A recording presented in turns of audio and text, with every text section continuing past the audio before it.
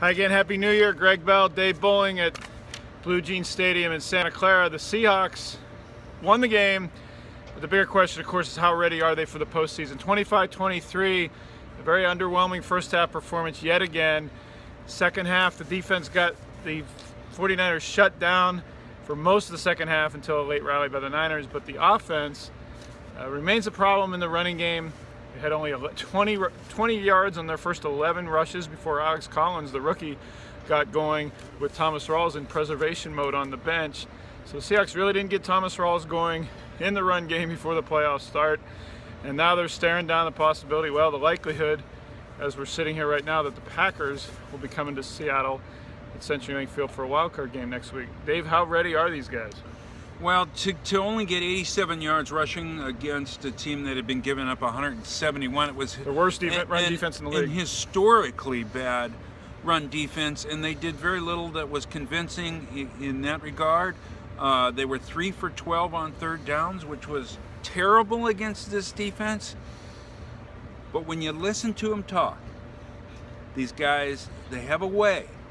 It's the will to power. They put their minds to it. And it makes you feel like sometimes you wonder if they're totally engaged, and then you see them play the way they did against New England or, against Carolina, and really put it all together. And they seem to think they have what it takes. They have the talent, and I'm not going to dispute that, except for Earl Thomas. I think they're pretty much intact. They have the talent to play with teams. Are they primed? Are they prepped? Are they fully ready to do it with the offensive line issues? There's a lot of questions, and I think so much of this is a mind game for these guys. They've been to the pinnacle. They know what it takes. If they can click that in, they still have time to do it. I think the answer is no. I don't think they're ready. I don't think they're as equipped as they've been in previous postseasons. This is still another 10-win team, the fifth regular season in a row they've gotten 10 wins, but they're not as deep on the offensive line. They're not as consistent in the running game and offensively overall. And their defensive line isn't as deep. But missing Earl Thomas, just taking the heartbeat away from it is. As Arian said last week, that's a tough one to come. But as Dave said, this team has the championship experience. They have a sense in the back of their minds that they can just flip it on and do it when they need to do it. Well, it starts next week, and they will be at home. If it's the Packers, as we're sitting here now on our way to the airport, the Packers are down at halftime, 14-10 at Detroit. If the Packers lose that game, the same Packers team that beat the Seahawks 38-10 last month is coming to Seattle next weekend in the wild card round. If the Lions, seems a bad matchup. That should not be the matchup. Maybe psychologically that plays into their favor. Bobby Wagner said after the game he was going to sleep on the way home on the flight that's about taking off right about now, and that he wasn't going to track that Lions-Packers game. But he said with a smile, if it's Green Bay, that would be tight. So they're already playing the revenge card. The other problem with how equipped or not equipped this team is of course, now that they've blown that 2 seed, not only do they not get the bye, that second round playoff game would potentially be at Atlanta if they should happen to get past the Packers or Lions. And we've seen that before. And that wasn't pretty.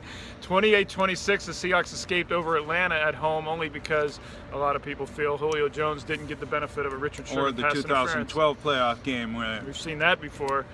And the Seahawks came up, took the lead late in that playoff game, the divisional playoffs in Atlanta, only to lose that lead with a field goal at the last second by the Falcons. So they've made their bed. Now the Seahawks get to lie in it and see how much they are the championship pedigree team they've been in previous years. So this road for 3 Super Bowls in 4 years begins next weekend, either against the Lions or the Packers. Dave and I will try to update you after that game ends on what the Seahawks have ahead of them. But a 25-23 win here, 5th consecutive season with 10 regular season wins. And you look at that against the team in the context of the 49ers, which is a franchise in shambles. These two were battling rivals not so long ago, and what that says about the stability of the front office, of ownership, of the coaching staff, and the way they put together a roster that would last is really impressive for the Seahawks. particularly relative to the 49ers. 49ers just fired Chip Kelly as their coach after just one season, 2-14. They fired their general manager after the game. Some say during the game. They didn't even let him in the team headquarters. Trent Baalke's gone. They are completely starting from scratch. Colin Kaepernick's probably not going to be here. I thought today, as an aside, by the way, Dave, Colin Kaepernick did not run because he wanted to preserve himself for free agency that might be coming up in March. It looked like that was the read option. I know that he certainly, when there was a ball on the ground, he pulled a Cam Newton, like, I don't know if I want to dive for that or not. Such as a 2-14 team that the Seahawks have left behind yet again with a 6th consecutive victory in this series. Thanks for watching. We'll check in with you soon on whom the Seahawks will be playing next week.